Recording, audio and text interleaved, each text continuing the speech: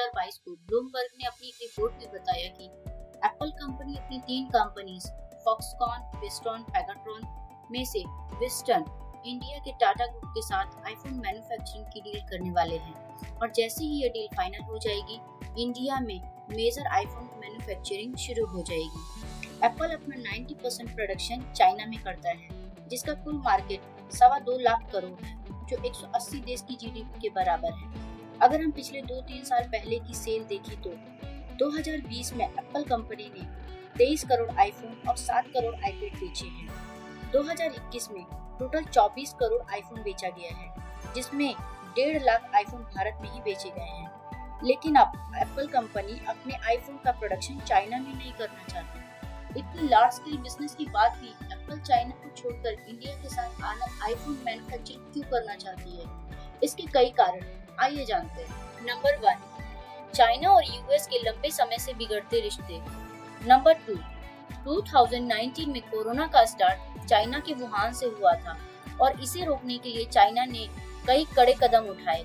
China में कई बार lockdown लगा, जिसकी वजह से प्रोडक्शन कई बार बंद करना पड़ा और इसी वजह से एप्पल कंपनी को काफी नुकसान उठाना पड़ा।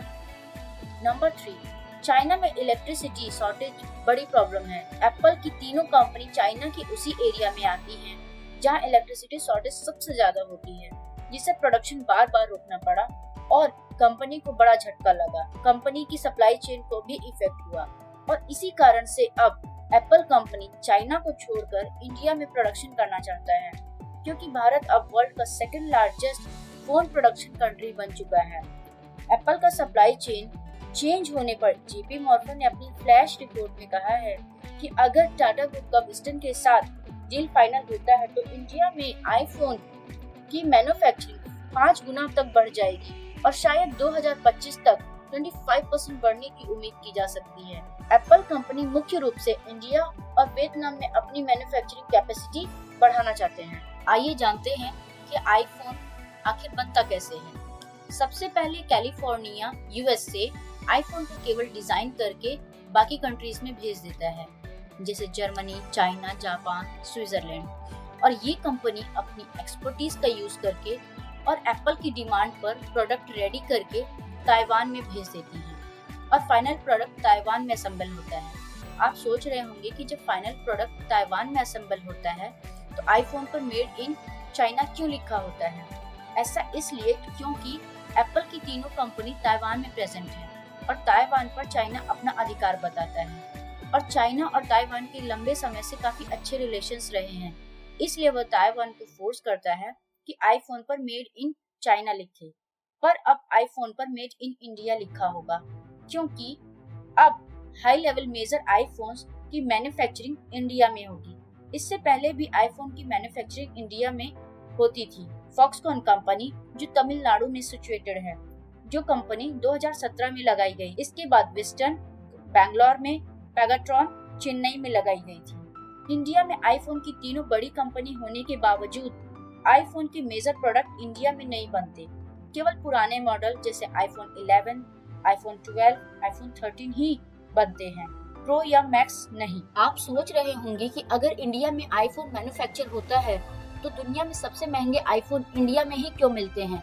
इसके कई कारण हैं, आइए जानते हैं। क्योंकि इंडिया में केवल बेसिक मॉडल ही बनते हैं। Higher model Germany, Switzerland, Japan में इंपोर्ट करना पड़ता है, जिस पर 22% इंपोर्ट ड्यूटी, 18% जीएसटी देना पड़ता है, जो कंज्यूमर को ही पे करना पड़ता है। एप्पल कंपनी इसका भुगतान नहीं करती है, इसीलिए इंडिया में आईफोन सबसे महंगे हैं।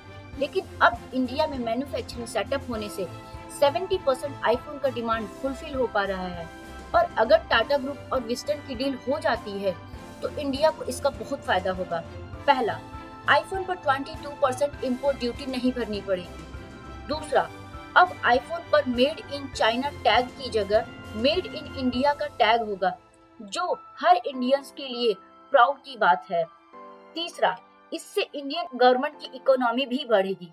According to Bloomberg report, India iPhone की बॉडी मैन्युफैक्चर करेगा। अगर ऐसा होता है तो इंपोर्ट ड्यूटी बचेगी और इसको बनाने में जो दूसरी कंट्री से सामान मंगवाना पड़ता था वो नहीं करना पड़ेगा, जिससे इसके ऑल टैक्सेस बचेंगे और इसको बनाने में कॉस्ट में कमी आएगी, जिससे आईफोन की कॉस्ट डिक्रीज होगी। India top conglomerate Tata electronic Winston के शेयर्स भी परचेस कर सकता है और टाटा ग्रुप की इस मूव से गवर्नमेंट को 300 बिलियन इलेक्ट्रॉनिक मैन्युफैक्चरिंग टारगेट का 2025 से 2026 तक पहुंच जाएगा, जिससे इंडिया हाईटेक कंपनी बनने में टॉप लेवल पे आ जाएगा।